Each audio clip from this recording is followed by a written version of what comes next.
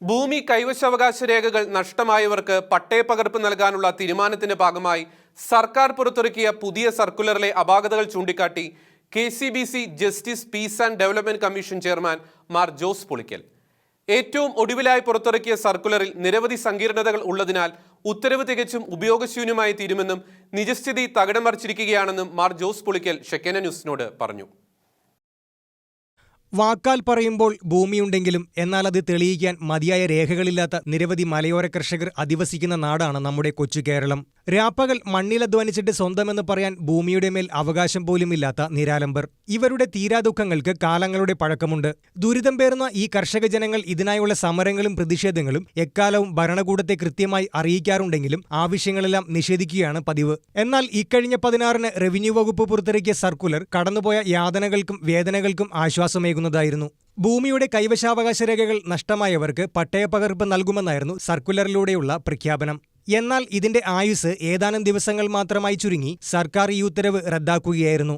ഇതിനു പകരമായി പുതിയ സർക്കുലർ പുറത്തിറക്കാൻ വകുപ്പ് മന്ത്രി നിർദ്ദേശിച്ചു.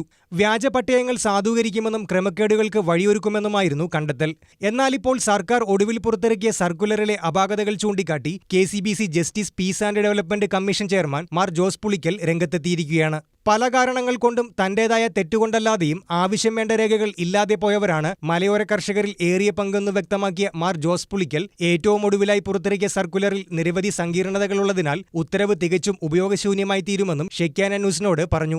പട്ടയം നൽകുന്നതുമായി സംബന്ധിച്ച് കൈവശരേഖകൾ വേണ്ടുവോളം കയ്യിലില്ലാത്ത കർഷകരെ സഹായിക്കുവാനായിട്ട് സർക്കാർ പുറപ്പെടുവിച്ച ഉത്തരവ് തികച്ചും കർഷക സഹായകമായിരുന്നു.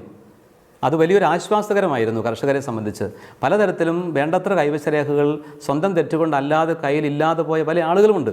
അങ്ങനെ വിഷമിക്കുന്ന കർഷകർക്ക് വലിയൊരു സഹായകമായി തീരുന്നൊരു ഉത്തരവ് അത് തികച്ചും സ്വാഗതാർഹമായിരുന്നു. സർക്കാർ തീർച്ചയായിട്ടും അതിന് അഭിനന്ദനം അർഹിക്കുന്നതുമായിരുന്നു. പക്ഷേ വീണ്ടും അതിനെ പുതുക്കിക്കൊണ്ട് മറ്റൊരു ഉത്തരവ് പുറപ്പെട്ടിരിക്കുന്നത് തികച്ചും ഉപകാരശൂന്യമായി തീരുന്നു. കാരണം അത് ഒരുപാട് സങ്കീർണതകളുള്ള അത് ഒരു കാരണവശാലും നടപ്പിലാക്കാൻ സാധിക്കുന്നതല്ല. എന്ന് വെച്ചാൽ 1960 ഭൂപതിവ് നിയമം അനുസരിച്ച് 64 വിവിധ ചട്ടങ്ങൾക്കനുസരിച്ചാണ് പൊതുവിൽ പട്ടയങ്ങൾ നൽകി വന്നിരിക്കുന്നത്.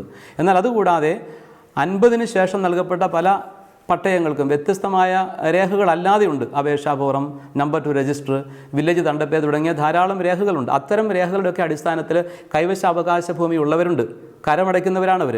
പാവപ്പെട്ടവരായ ജീവിതമാർഗം അന്വേഷിക്കുന്ന കർഷകരാണ്. അങ്ങനെയുള്ള ആളുകൾക്ക് പട്ടയം കിട്ടുന്നില്ല. അപ്പോൾ അങ്ങനെയുള്ള ആളുകളുടെ ആയിരക്കണക്കിന് മനുഷ്യർ അത്തരമുണ്ട്. ഈ ഇടുക്കി ജില്ലയിൽ മാത്രമല്ല, ധാരാളം കേരളത്തിൻ്റെ വിവിധ ഭാഗങ്ങളിലായിട്ട് ഇടുക്കിയിൽ ധാരാളം ആളുകളുണ്ട്.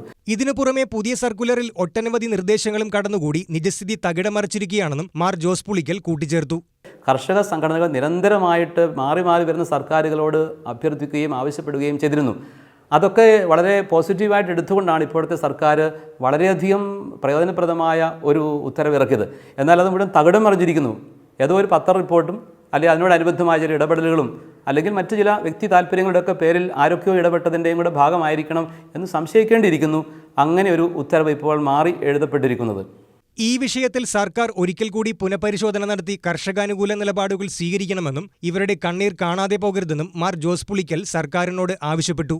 പുതിയ തീരുമാനങ്ങൾ പുതിയ പ്രതീക്ഷയിലേക്കുള്ള വഴിയൊരുക്കണം. പട്ടയമില്ലാത്ത പാവപ്പെട്ട കർഷകരുടെ കണ്ണുനീർ സർക്കാർ കണ്ടില്ലെന്ന് നടിക്കരുത്. ഇടുക്കിയിൽ നിന്നും ക്യാമറമാൻ സ്മിൻഡോ ഇഗ്നിഷ്യസിനൊപ്പം റിജോ സേവ്യർ, ഷെക്കേന ന്യൂസ്.